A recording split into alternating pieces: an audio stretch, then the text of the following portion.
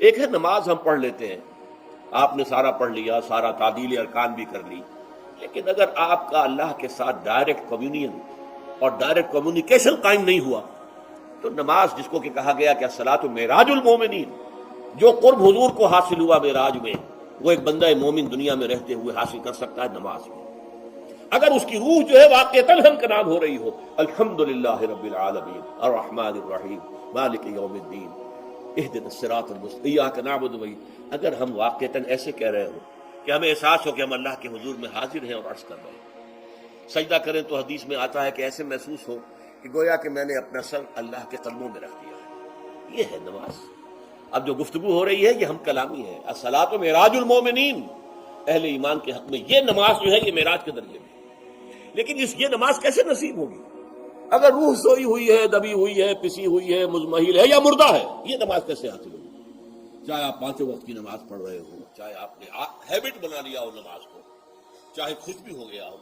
لیکن یہ کہ جب تک وہ روح بیدار نہ ہو، جب تک ہم کلامی نہ ہو، افلاق سے آتا ہے نالوں کا جواب آخر، اٹھتے ہیں حجاب آخر، کرتے ہیں خطاب آخر، جب تک یہ نہ ہو، جیسے کہ میں ایک حدیث قدسی انشاءاللہ آج سناؤں گا سورہ فاتحہ کے ضمن میں، کہ اللہ تعالیٰ کے سامنے جب کھڑا ہو کر انسان جب کہتا انی وجہت وجہی للذی فطر السماوات والارض حنیفا، دائیں بائیں سے بالکل اپنا تعلق کاٹ کر میں نے اپنا رخ کر لیا ہے اس اللہ کی طرف جس نے آسمانوں اور زمین کو پیدا کیا۔ اب یہ توجہ وجہ تو اگر یہ تو ہے چہرہ تو ہم نے کر دیا خانہ کعبہ کی طرف، اندر سے ہماری روح متوجہ نہیں ہوئی، وہ سوئی پڑی، اسے پتہ ہی کچھ نہیں کہ کیا ہو رہا، تو اس صورت میں وہ کیا ہے؟ ظاہری بات تو پوری ہو گئی، نماز کا ثواب ہو جائے گا، فرض کی ادائیگی کا ثواب مل جائے گا، لیکن وہ اصل نماز تو حاصل نہیں ہوتی۔ یہ ہے وہ بات کہ وَإِذَا سَأَلَكَ عِبَادِي عَنِّي فَإِنِّي قَرِيبٌ، اے نبی جب میرے بندوں کی روحیں بیدار ہو جائیں، توانا ہو جائیں، حیات تازہ سے وہ ہم کنار ہو جائیں، اور پھر وہ میرے بارے میں پوچھیں، وہ میرا تقرب حاصل کرنا چاہتے ہیں، تو آپ سے پوچھیں تو کہیے میں قریب ہوں، اجیب دعوت الداعی اذا دعان، یہ ہے وہ دعا، میں ہر پکارنے والے کی پکار، ہر دعا کرنے والے کی دعا کو سنتا ہوں، قبول کرتا ہوں، جواب دیتا ہوں جہاں کہیں بھی مجھے پکارے، اذا دعان۔ اس میں در حقیقت وہ مفہوم آ گیا ہے there and then where ever، آپ اپنے گھر میں ہو کر پکارے اللہ کو، آپ بستر پر لیٹے ہوئے پکارے اللہ کو، الذین یذکرون اللہ قیاما وقعودا وعلی جنوبہم، ہاں ٹھیک ہے، بعض مقامات بعض اوقات قبول دعا کے لیے زیادہ سازگار ہو، حرم میں جا کر دعا مانگی جائے، اور مینا میں عرفات میں خاص طور پر، جبل الرحمت پر خاص طور پر، ملتزم جو ہے کعبے کا اس پر خاص طور پر، وہ ایام بھی ہے خاص، لیکن یہ نہیں ہے کہ بقیہ دنوں میں آپ کے اور اللہ کے درمیان کو بڑا فاصلہ ہے۔ یہ سارا دنیا میں مشرکانہ نظاموں نے تصور پیدا کیا، اللہ تو دور ہے، دور ہے، دور ہے، دور ہے، پاک ہے، پاک ہے، پاک، تم ناپاک ہو، ناپاک ہو، ناپاک ہو، اور تم تو بڑی پستی میں پڑے ہو، تم اللہ سے براہ راست ہم کلام نہیں ہو سکتے۔ کوئی درمیانی چاہیے، کوئی لنکس چاہیے، کوئی پجاری ہوگا، کوئی پروہت ہوگا، کوئی پنڈت ہوگا، کوئی پیر ہوگا،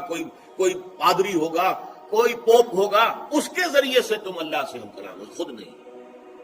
اور جب ذریعے بیچ میں آ گئے تو ان کی مٹھی گرم کرو، ان کی چاپلوسی کرو، ان کو بھی جو ہے چادریں چڑھاؤ، ان کو نذرانے پیش کرو، یہ ہے بدترین ایکسپلائٹیشن جو مذہب کے ذریعے سے نوع انسانی کی ہوئی ہے۔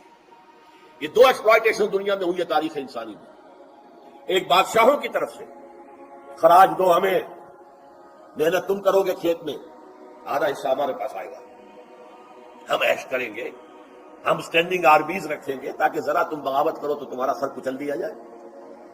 یہ ایکسپلائٹیشن بدترین، مانگنے والا گدا ہے، صدقہ مانگے یا خراج۔ دوسری طرف ہم بادشاہ ہیں، ہم چندر بنسی سورج بنسی خاندان ہیں، ہم راجپوت ہیں، حکومت کرنا ہمارا حق ہے، اور یہ پنڈت پروہت جو ہے وہ بھی کہیں گے کہ ٹھیک ہے، نصف لی و نصف لک وہذا قوم جاہلون، یہ عوام جو ہے ان کا خون چوسو، ہمیں یہ نذرانے پیش کریں، بتوں کو آ کے چڑھاوے چڑھائیں اور تمہیں خراج دیں اور ٹیکس دیں۔ They are to be exploited, exploit ہو۔ اسلام نے آ کر دونوں کا خاتمہ کیا، کوئی ملوکیت نہیں۔ زکوٰۃ ہے تو غربا کے لیے، بادشاہ کے لیے نہیں ہے، یہ تو غربا کے لیے، لہذا کوئی ٹیکس نہیں۔ نمبر دو، اللہ سے ہم کلام ہونے کے لیے کسی دربان، کسی جو ہے پہرے دار کی مٹھی گرم کرنے کی ضرورت نہیں، جب چاہو ہم کلام ہو جاؤ۔ دل کے آئینے میں ہے تصویر یار، جب ذرا گردن جھکائی دیکھ لی۔ یہ تو تم ہماری طرف متوجہ نہیں ہوتے، ہم تو ہر وقت کہتے ہیں، ہر شب کو آخری لمحات جو ہے، آخری جو گھنٹے ہیں رات کے، سمائے دنیا تک ہم نزول فرما دیتے ہیں تمہارے لیے، اور پکارنے والا پکارتا ہے، حل من مستغفر فاغفر له، ہے کوئی استغفار کرنے والا کہ میں اسے بخش دوں، حل من سائل فاعطیہ، ہے کوئی مانگنے والا کہ میں اسے عطا کروں۔ تم ہی سوئے رہتے ہو، الٹا غفیر رہتے ہو، تمہیں ہماری طرف توجہ نہیں ہے۔ اگر ہماری طرف متوجہ ہو جاؤ تو جیسے کہ اقبال نے کہا کہ میرے لیے یہ دربان جو ہے، پیران کلیسا کو کلیسا سے اٹھا دو، کیوں خالق و مخلوق میں حائل رہے پردے،